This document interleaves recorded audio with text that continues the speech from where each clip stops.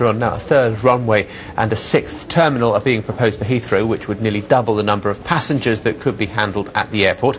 The plans, which are opposed by local residents and environmental groups, will now go out for public consultation. Transport Secretary said Heathrow's status as a world-class airport would be at risk unless capacity is increased. Here they call it the Heathrow Minute, the time gap between each aircraft. There's so much pressure, the Heathrow Minute is now down to 45 seconds. There are 80 flights an hour, 480,000 a year. Handling it all is a serious headache. Watch here as this plane crosses the landing runway to get to the takeoff one. Controllers have to thread them through in the seconds between arrivals. So in the city this morning, business and airline leaders said expansion was the only option. There's a very strong case to be made in favour of expansion and development of Heathrow on economic grounds.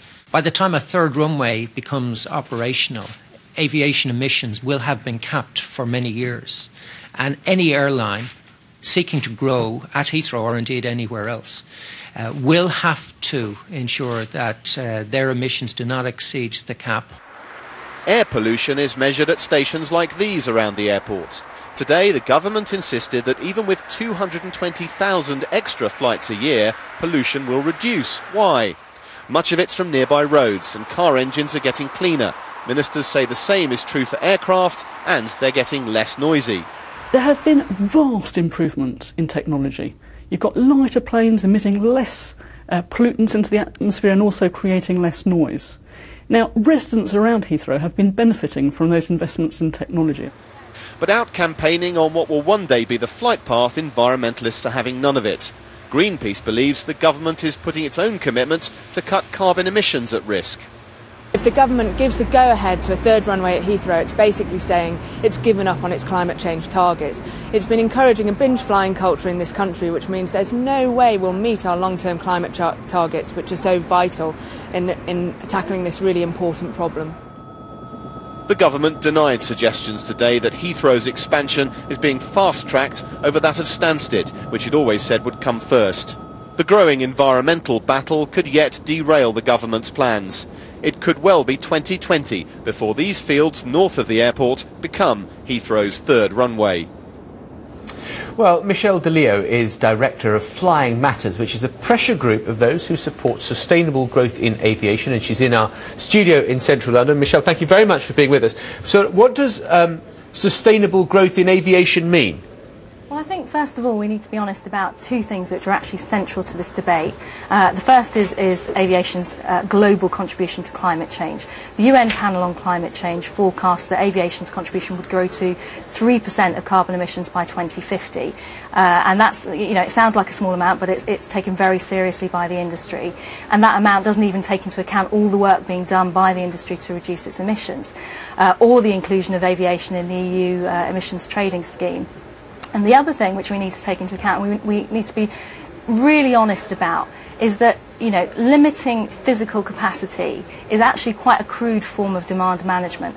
And what happens when you get limited capacity is increased prices. And it won't be the wealthiest who fly most who will be the first people priced out of flying. It will be, ordinary working families who fly only very occasionally. And I think that that's certainly socially regressive. And I think that the majority of people would find that an unacceptable outcome. And so we need to see solutions which are economically and environmentally sustainable for aviation. Which are?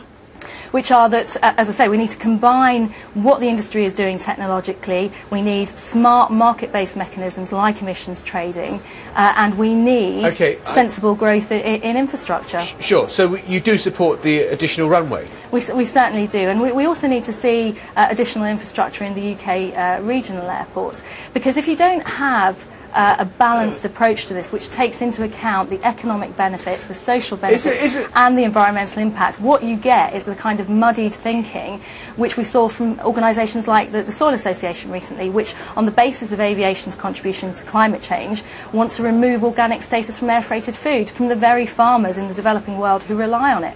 So, we want to see solutions which are much more clear thinking than that kind of approach. But if you just take right next to Heathrow Airport, you've got the M25. You put an extra lane on the M25. What do you get? More cars on the road.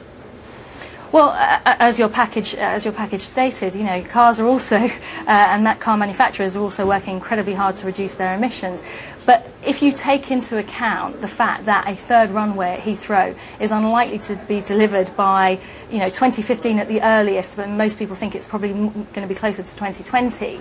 If you take into account that timescale plus the technological improvements, I mean, we're going to see a step change in carbon emissions and in noise, actually, when, for instance, BA introduced their new fleet of Dreamliners and A380s in 2012, and there are other airlines also investing in the newest, cleanest aircraft, and that will come at particular points, you know, before we even see a third runway at Heathrow.